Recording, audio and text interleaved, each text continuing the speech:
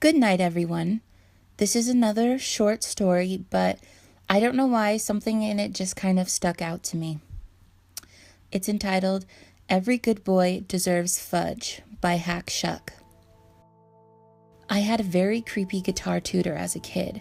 I never even wanted to play the guitar. My mom insisted that I learn to play something. It was a tough neighborhood, and if I had chosen the clarinet, I would have been just begging to have the crap kicked out of me. I never had much dexterity or patience, even for an 8-year-old, and figured pretty quickly that Eric Clapton didn't have much to worry about. This never mattered much with Donnie, as during the 6 hours I spent in his charming company, we studied chords and fretwork for all of 20 minutes. He was huge and weird, and never removed his tiny John Lennon sunglasses. Just breathing made him sweat. He told me about chemtrails and LSD in the local water supply, and warned me about the music teachers, who were a sinister secret society sanctioned by some shadowy branch of government to select suitable people for experimentation, sort of like brainwashing or mind control. Then they'd get you to do their dirty work. He'd seen these people riding on public buses. You had to know what to look for. Something to do with their gaze. He was obsessed. Donnie was still trying to educate me when my parents decided to replace him after he claimed our cat was filming him with an artificial eye.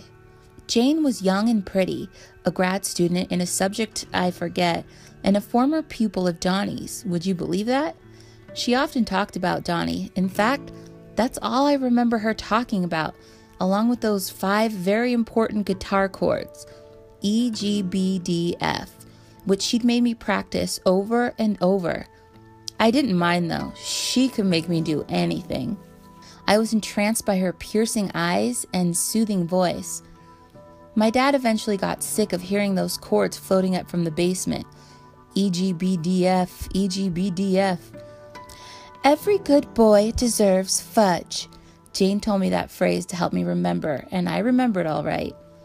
Jane lasted 10 weeks before my dad went all weird and fired her. He'd gotten suspicious as my fingers were never sore, and once he reversed the 6 guitar strings right before a lesson and nobody noticed. He always was a little paranoid. I had a Donnie for a dad, I guess.